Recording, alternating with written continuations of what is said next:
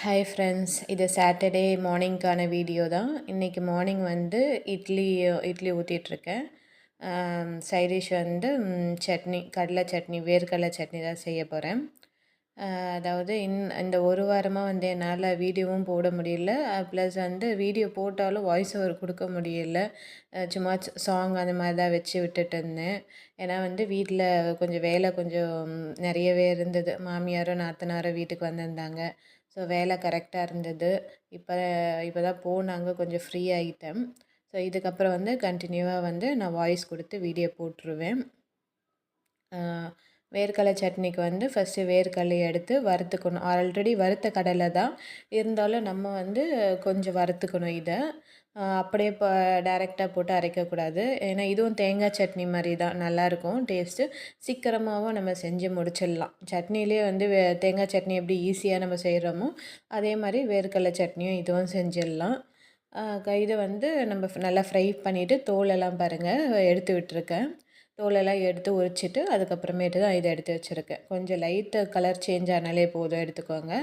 இதுக்கு தேவையான பொருள் வந்து வரமிளகா 3 எடுத்து வச்சுருக்கேன். ஒரு துண்டு புளி, அப்புறம் வந்து பூண்டு, ஒரு பூண்டு எடுத்து வச்சுருக்கேன், அவ்வளோதான். அப்புறம் கொஞ்சம் சால்ட்டு, இதுதான் நம்ம போட போகிறோம். வேறு எந்த பொருளும் ஆட் பண்ண போகிறது இல்லை. அப்புறம் கடலையும் சூடு ஆறுனதுக்கப்புறம் கொட்டுங்க. சூட்டோடு நம்ம மிக்சியில் போட்டோன்னா மிக்சி வந்து ரிப்பேர் ஆகிடும். சூடு ப்ளஸ் வந்து இந்த ஐஸு நம்ம அப்படியே ஃப்ரிட்ஜிலேருந்து எடுத்து டைரெக்டாக நம்ம வந்து மிக்சியில் போட்டாலுமே மிக்சி வந்து ரிப்பேர் ஆகிடும்.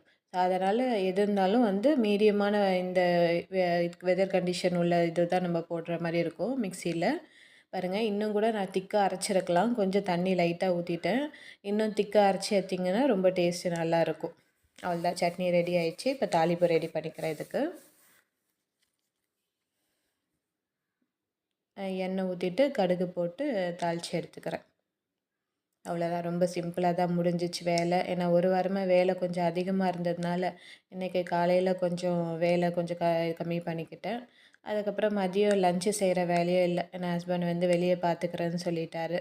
சரி, நமக்கு தானே, நான் 2 பேருக்கு செய்யணுன்னா தான் எனக்கு செய்யணுன்னே தோணும் சமைக்கிறது.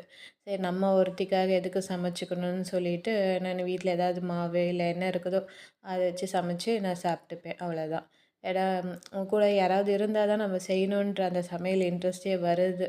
நமக்கு ஒருத்தவங்களுக்காக ஏன் செய்யணும் அப்படின்ற மாதிரி தோணுது. இப்போ வந்து இட்லியும் அவிச்சு வச்சுட்டேன், சட்னியும் ரெடி ஆகிடுச்சு, அவ்வளோதான். சாப்பிட்டு முடிச்சுட்டு காஃபி கேட்டார். சரி, காஃபி மட்டும் போட்டுட்ருக்கேன், அவ்வளோதான். இனி